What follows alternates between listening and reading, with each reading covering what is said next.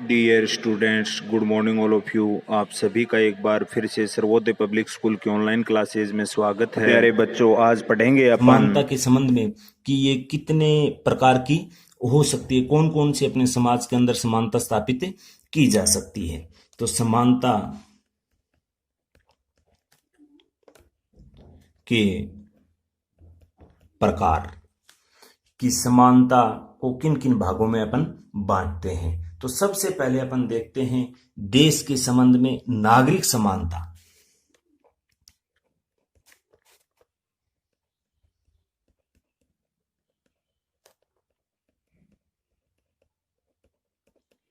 नागरिक समानता के संबंध में जो नागरिक समानता है वो एक प्रकार से अपन देखते हैं जो अपना राज्य या जिसे अपन राष्ट्र बोलते हैं उसके सभी नागरिकों को एक प्रकार से नागरिक के जो अधिकार होते हैं वो प्राप्त हो और राज्य द्वारा अपने नागरिकों के साथ किसी भी तरह का कोई भेदभाव नहीं किया जाना चाहिए, जिससे नागरिकों के मन में राज्य के प्रति एक प्रकार से विश्वास की भावना उत्पन्न हो। यह अपन को ध्यान में रखना है कि जो राष्ट्र है उस राष्ट्र के समस्त नागरिकों को एक समान अधिकार मिलना चाहिए, उनका संरक्षण होना चाहिए और राज्य द्वारा किसी के साथ किसी भी प्रकार का कोई भेदभाव नहीं किया जाना चाहिए। सभी को एक प्रकार से समान अवसर प्राप्त करवाना चाहिए राज्य को, ताकि राज्य के प्रति समाज में उपस्थित सभी लोगों का जो विश्वास है वो उनके प्रति बने। और जो विधि है जिसे अपन कानून बोलते हैं, कानून के शासन की स्थापना द्वारा ही नागरिक समानता स्थापित की जा सकती है। और इस संबंध में जो विधि के शासन की बात आती है तो इस संबंध में अपने देश का जो संविधान है उसके जो भाग 3 में बिल ऑफ राइट्स मूल अधिकार हैं उसके अंतर्गत अनुच्छेद 14 के अंदर बिल्कुल स्पष्ट किया गया है कि सभी नागरिकों को विधि के समक्ष समानता तथा विधि का समान संरक्षण का अधिकार दिया जाएगा। या अपन कह सकते हैं कि आर्टिकल 14 है जो मूल अधिकारों के अंतर्गत वो विधि के शासन की व्याख्या करता है और विधि के शासन के समक्ष समानता की बात कही गई है, वो आर्टिकल 14 के अंदर कही गई है। तो ये तो हो गई नागरिक स्वतंत्रता, एक अपन राष्ट्र के नागरिक होने के नाते।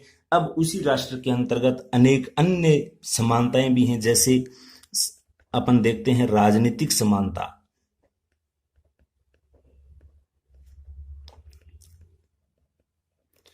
राजनीतिक समानता की अगर अपन बात करते हैं जो पॉलिटिक्स से संबंधित होती है, तो राज्य के अपने जितने भी नागरिक हैं उन सभी नागरिकों को बिना किसी भेदभाव के राज्य के कार्य में भाग लेने की समानता होनी चाहिए। सभी को वैश्विक नागरिकता के आधार पर एक प्रकार से मत देने का अधिकार और उनकी अन्य योग्यताओं पूर्ण करने के बाद उसको चुनाव लड़ने का अर्थात अपने चुनाव में भागीदारी सुनिश्चित करने का अधिकार वैश्विक मताधिकार के अंतर्गत अपन सब जानते हैं। पहले तो ये ज्यादा था, 21 वर्ष था, लेकिन 61वें संविधान संशोधन के तहत इसको घटाकर 18 वर्ष कर दिया गया।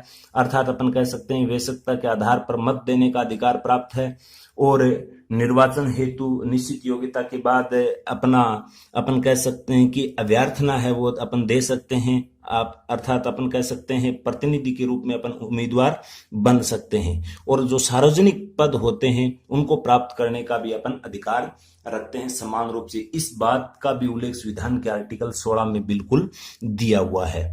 और साथ में ही अगर अपन बात करते हैं तो इन सब जो चुनाव लड़ने की है, वोट देने की है, सार्वजनिक पदों पर विराजित होने की जो एक प्रकार से अपने संविधान के अंदर अपने को जो समानता स्थापित करने के लिए जो कुछ उल्लेख या अपन कह सकते हैं संविधान के आर्टिकल 14 से 18 के बीच में जो उपबंध दिए गए हैं उनके अंतर्गत ये राजनीतिक समानता की भी बात अपने को दृष्टिगोचर होती है। उसके बाद अगर अपन बात करते हैं जो महत्वपूर्ण है सामाजिक समानता।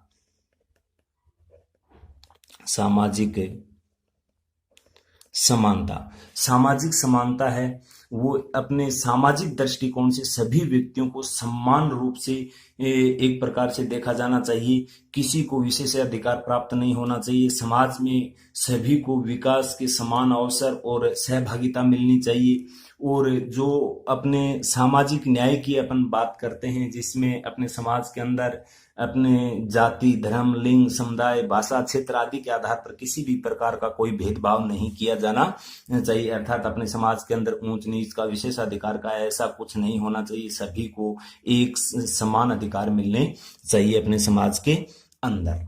और इससे आगे बात आती है जो प्रारंभ में प्राचीन समय में विद्यमान थी, वो है प्राकृतिक समानता। प्राकृतिक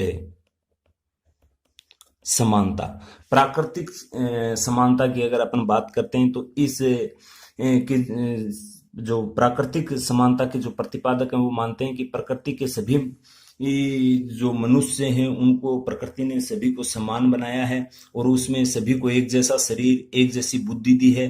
कालांतर में उसमें जो अंतर दिखता है वो अपनी सामाजिक परिस्थितियों की भिन्नता के कारण दिखता है। यानी कि कुछ विद्वानों का मानना है जो प्राकृतिक समानता का समर्थन करते हैं, उनका यह मानना है कि जितने भी अपने समाज के अंदर मनुष्य हैं उनको सभी को एक समान बनाया है और उसके बाद भी अगर कुछ समय बाद उसमें कुछ भिन्नता अगर मनुष्यों के अंदर दृष्टिगोचर होती है तो अपने समाज की परिस्थितियों के अनुसार ही होती है, या अपन कह सकते हैं उस परिस्थिति की वजह से ही होती है। और प्राकृतिक समानता का सिद्धांत सबसे ज्यादा जो दृष्टिगोचर होता है वो अपन देख सकते हैं कि प्रकृति सभी को समान पैदा नहीं कर सकती। इसमें कुछ मतभेद हैं। कुछ विद्वानों ने यह भी कहा है कि प्रकृति ने सभी को एक समान नहीं बनाया है और न ही पैदा कर सकती, और न ही प्रकृति के सभी मनुष्य में जो गुण हैं, योग्यता है, उनकी व्यक्ति की जो क्षमता होती है, शक्ति होती है, उसकी जो प्रतिमा होती है, उसके जो विचार होते हैं वो समान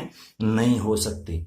तो इसमें विरोधाभास की स्थिति रही है। कुछ विद्वानों ने कहा है कि प्रकृति ने सभी को समान रूप से बनाया। इस संबंध में अपन ने रूसो का एक कथन भी पढ़ा था कि मनुष्य स्वतंत्र पैदा होता है लेकिन बाद में विभिन्न प्रकार के बंधनों से वो क्या हो जाता है, जकड़ जाता है। तो इसमें विरोधाभास की स्थिति भी अपन से पूछी जा सकती है, क्योंकि कुछ विद्वान तो ये मानते हैं प्रकृति ने सभी को समान बनाया, लेकिन इतना अपन भी जानते हैं अच्छे से कि प्रकृति ने भी सभी को समान रूप से नहीं बनाया है। मनुष्य के अंदर गुण, योग्यता, क्षमता आदि के आधार पर कुछ ना कुछ अंतर अपने को जरूर देखने को मिलता है।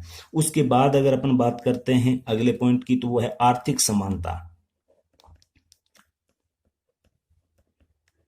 आर्थिक समानता की अगर अपन बात करते हैं तो ये समानता है अन्य सभी जो समानताओं का है, वो अपन कह सकते हैं कि ये एक आधार है, क्योंकि आर्थिक समानता के अभाव में जो राजनीतिक, नागरिक एवं जो सामाजिक समानता है वो एक प्रकार से अपन कह सकते हैं कि अर्थहीन हो जाती है। क्योंकि मनुष्य का जो एक आधार है, आर्थिक आधार, जिसके आधार पर वो आगे बढ़ सकता है, जिससे वो राजनीतिक जो है वो नागरिक है, और सामाजिक जो समानता है उसको वो अपन कह सकते हैं कि मजबूत कर सकता है। अगर ये समानता नहीं है, आर्थिक समानता, तो ये अन्य समानताएं वो एक प्रकार से अपन कह सकते हैं अर्थहीन हो जाती हैं। क्योंकि संपत्ति का समान वितरण या सभी को अपन कह सकते हैं समान वेतन, आर्थिक समानता नहीं है। कि अगर अपन ने किसी को अगर देते हैं कि सभी को समान वेतन मिलना चाहिए और मिलना चाहिए, तो उस प्रकार की तो अपन लॉस्की की परिभाषा में स्पष्ट कर चुके हैं कि उसको समानता की श्रेणी में अपन नहीं रख सकते।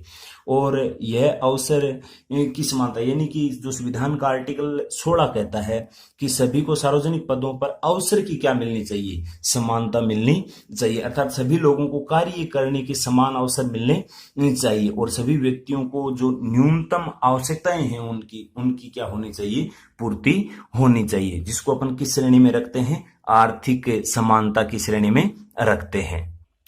उसके बाद अगर अपन बात करते हैं तो सांस्कृतिक समानता की बात आती है। सांस्कृतिक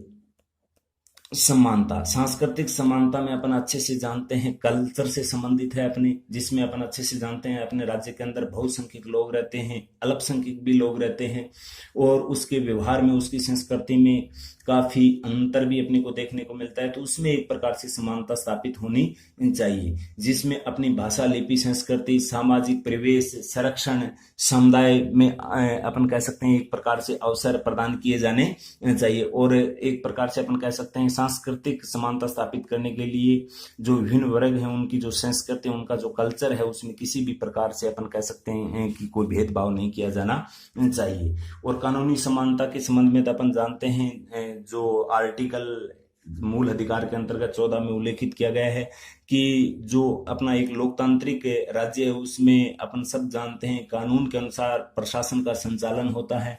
और इस जो कानून की समानता है उसका जो अर्थ है यह है हो गया कि कानून के समक्ष समानता, अर्थात अपन कह सकते हैं कि कानून का समान संरक्षण होना चाहिए और कानून के समक्ष समानता का आशय बिना किसी भेदभाव से नागरिकों को कानून के समक्ष समान समझना चाहिए, जिसमें विधि के शासन की बात हुई है, यानी रूल ऑफ लॉ की स्थापना अपन कह सकते हैं, यानी कानून के अनुसार शासन संचालित किया जाना चाहिए। तो ये बात आती है कानून के समक्ष समानता के बारे में।